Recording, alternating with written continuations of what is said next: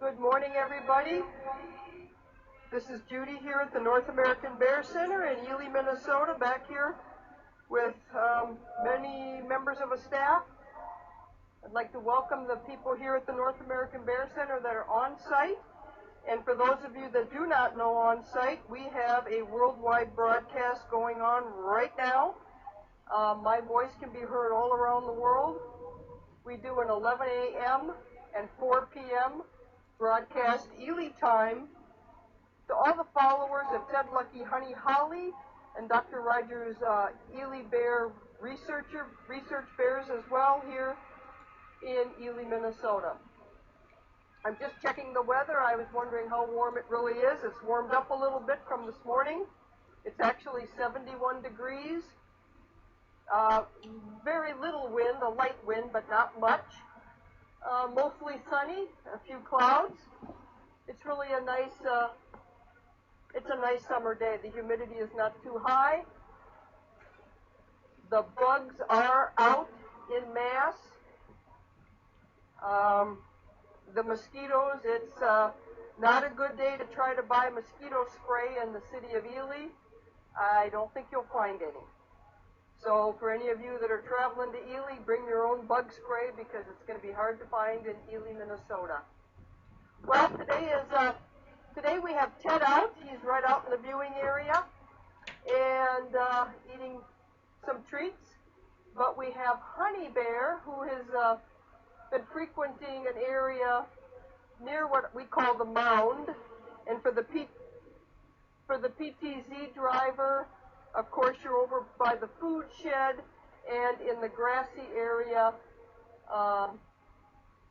to the left of the food shed with all the foliage. It's really hard to see her. She's been spending a fair amount of time in that area, and for those of you that are not aware, Honey is in estrus, and she has, her and Ted have been having some amorous activities this morning. Must have been between 9 and 10. Maybe I take that back. About 9:45 to about 10:15-ish today. They both tried to squeeze in the rock den together, and they were over by the little creek. Ted making some overtures, and which is really interesting because for those of you that follow Ted Lucky Honey and Holly, Honey is a bear that wants a lot of distance between herself and any other bear, typically 30 feet on average. And if any one of the bears gets closer to her than 30 feet, she's a huffing and a puffing, telling them back off, but not during mating season. Ted and her were a little tongue licking going on by her window den here. And for those of you here at the Bear Center, where's the window den? The window den is just opposite of where I am standing. It's, excuse me, it's a den that Honey denned in this winter. And both of them were by the little creek there where there's water that goes into the pond. And tongue licking is a positive sign of mutual friendship between bears. Ted the other day was nibbling on Honey's ear, another sign of affection, of his positive intent toward her.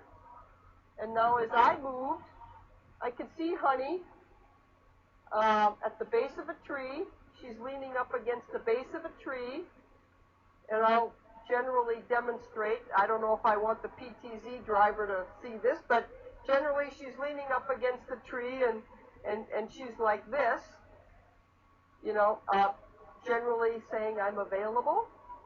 And also the smell, okay, it goes out in the air to attract males. So she's been hanging out there the last couple days, just kind of making sure that Ted knows she's available. Now the other day, she was resting on one of these logs, and Ted came along and nibbled at her ear a little bit. again, a sign of affection. And she got up and just walked away from him.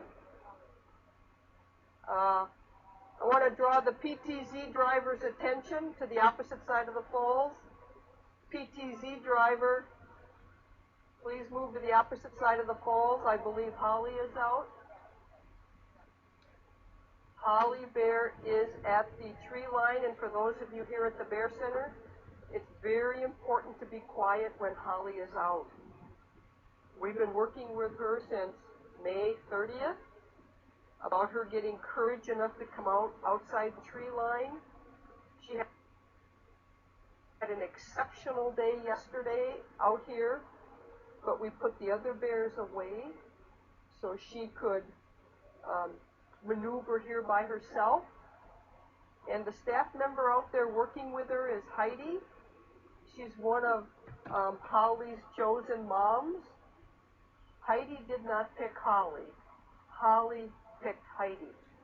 There's a big difference. You can't make a bear trust you. It just happens. And of the staff members that have been working with her, we call Heidi mom number 1. And we have another staff member, Sharon, who's not here today, is mom number 2. That's how we perceive how Holly trusts particular staff members, and the rest of us are trusted to a lesser degree. But you know what? That's just okay with us, because it's really not about us. It's about making Holly comfortable. She's an 85-pound little female orphaned from Arkansas. She was born of a wild mother, orphaned about 6 or 8 weeks after birth. Spent some time in a rehab facility, deemed unreleasable, and now I'm going to kind of quiet down a little bit here. PTZ driver. I just saw what happened here. Heidi gave Holly some red grapes. Yep, and she took the little bundle of red grapes and ran back into the woods. Into her, what we call her refuge deadfall. It's a couple trees that have fallen many, many years ago that she climbs up and she feels safe. She is still, for the PTZ driver, she is still back in the woods with her red grapes.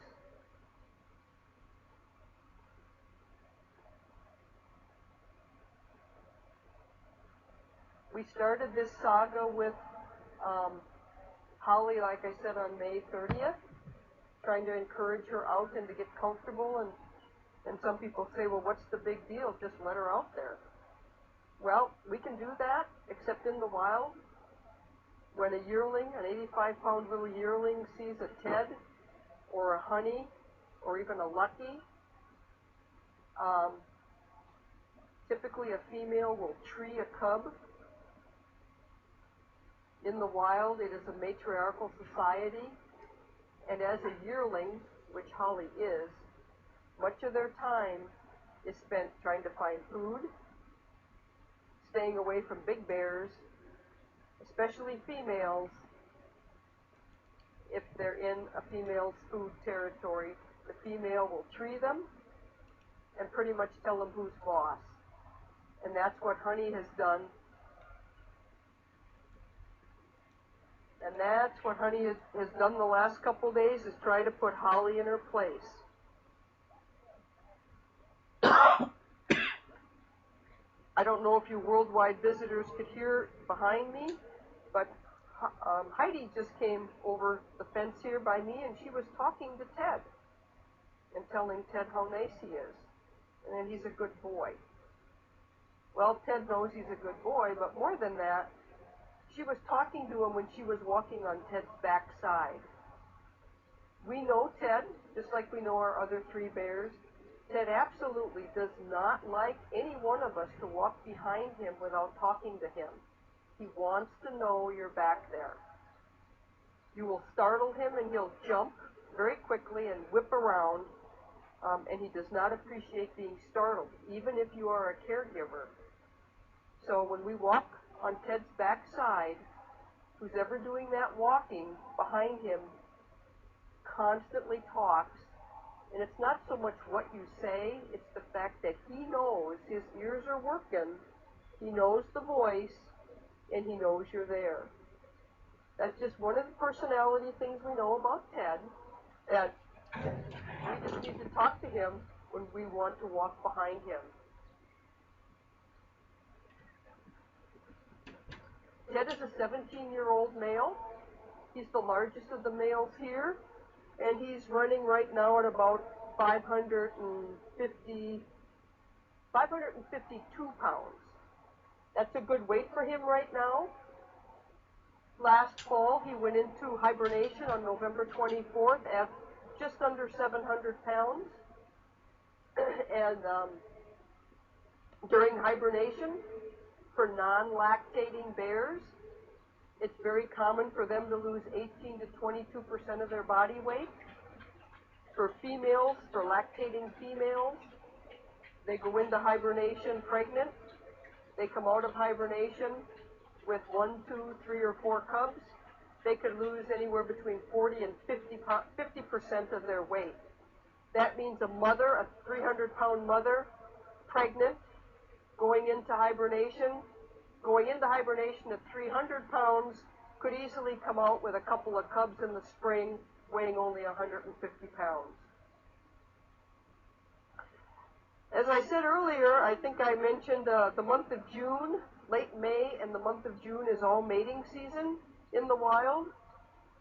And that time of the year, those 4 to 6 weeks, is a time when the males also, not only have they come out of hibernation much lighter, 18 to 22% roughly, weighing less than what they went into hibernation, they continue to lose weight for those 4 to 6 weeks during mating season. Because the male's job during those 4 to 6 weeks is to find females and mate. They will drink water and they will eat, but their consumption is significantly less during hibernation because it's not their focus.